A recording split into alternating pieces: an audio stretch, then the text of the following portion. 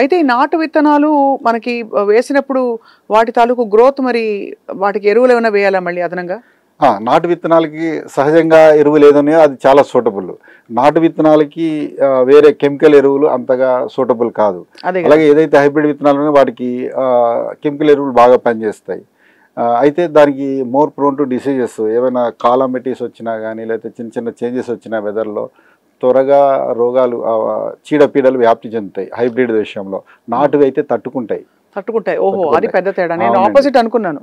లేదు, నాటువి తట్టుకుంటాయి, హైబ్రిడ్ తట్టుకోలేదు. అయితే నాటువి అవునండి ఉత్పత్తి విషయంలో తక్కువ రావచ్చు, బట్ అందులోంచి వచ్చిన అదంతా విలువైనది, ఔషధం లాగా చాలా విలువైనది అనమాట. మనం వారంలో 1-2 సార్లు అవి తిన్నా కూడా మనకు కావాల్సిన మినరల్స్, డైట్ ఫైబర్, ముఖ్యంగా మనకి ఆహారం ద్వారా అంతా రిఫైన్డ్ ఫుడ్ ఉండడం వల్ల డైట్ ఫైబర్ అని అందరూ ఆలోచిస్తున్నాము.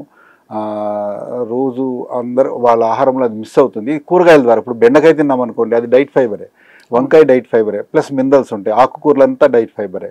అవును. సో ఇవన్నీ మనకు అందుతాయి సహజంగా. సో సార్, ఇప్పుడు మనకి ఒకవేళ కూరగాయలు తప్పనిసరిగా కొనుక్కున్నాం, 2 సార్లు పండించుకున్నాం, 6 సార్లు కొనుక్కోవాలి.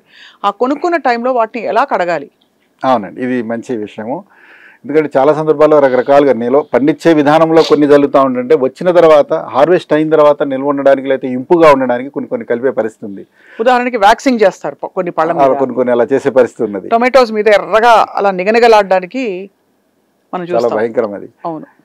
అయితే వీటికి మన వరకు ఉన్నది చేయగలిగింది ఏంటంటే, ఏదైనా తేగానే సాల్ట్ వాటర్లో సోక్ చేసుకోవడం, గోరువెచ్చటి నీళ్లు తీసుకోవాలి. దాంట్లో కూరగాయలని కట్ చేయకుండానే హోల్గా ఉన్నదాన్నే చక్కగా ఒక 5 నిమిషాలు వేడి నీటిలో సాల్ట్ అంటే 1 లీటర్కి సుమారుగా ఒక 3 గ్రాములు 5 గ్రాములు అంటే ఒక ½ స్పూన్ వరకు వేసి దాంట్లో సోక్ చేయాలండి.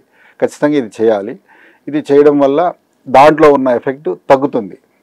అలాగే ఇంట్లో కనుక అగ్నిహోత్రం వేసినట్లయితే పిడకగాల్సిన బూడిద ఉంటుంది, ఆ బూడిదని కూడా పట్టిస్తే అది అబ్జర్వ్ చేసుకుంటుంది, తర్వాత వాష్ చేసుకోవచ్చు, ఇలా కూడా చేసుకోవచ్చు.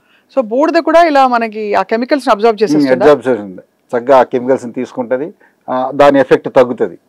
సో ఈ బూడిదని మనం నీళ్ళల్లో వేసుకుని కూడా మనకి ఈరోజు చాలామంది ఆల్కలైన్ వాటర్ అంటున్నారు. పిడకలు కాలిస్తే వచ్చే బూడిదని వస్త్రదాలితం చేసుకుంటే ఆ బూడిదని మనం లీటర్కి ఒక ½ స్పూన్ అలా వేసుకుంటే, ఇప్పుడు ఆర్ఓ వాటర్ రకరకాలుగా తాగుతున్నారు, మినరల్స్ కంప్లీట్గా ఉండకపోవచ్చు, సో దీనివల్ల వస్తుంది. అలాగే ఇదే బూడిదని మనం కూరగాయలని శుద్ధి చేసుకోవడానికి, శుభ్రం చేసుకోవడానికి కూడా వాడుకోవచ్చు. ఇది కూడా మీ సేవ్ సంస్థలో అమ్ముతారా? ఇది అమ్ముతాం అనే దానికంటే పిడకలు ఉంటాయండి మా దగ్గర. పిడకల్ని కాల్చుకుంటే ఏదైనా వస్తుంది. ఇప్పుడు మనకు ఆవు ఉందనుకోండి, ఆవు వ్యర్థం ఉంది, పిడక చేసుకుంటే దాంతో చక్కగా తీసుకోవచ్చు. ఒక పిడక కాలిస్తే వారం రోజులు సరిపడా యాష్ మనకు వస్తుంది. ఖచ్చితంగా దాన్ని అలా వాడుకోవచ్చు. ఇది ఎంత అంటే ఈ చిట్కాలన్నీ మర్చిపోయాం.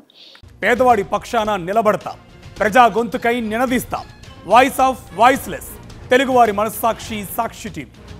సాక్షి టీవీ ప్రసారాల కోసం మీ స్థానిక కేబుల్ ఆపరేటర్ను వెంటనే సంప్రదించండి.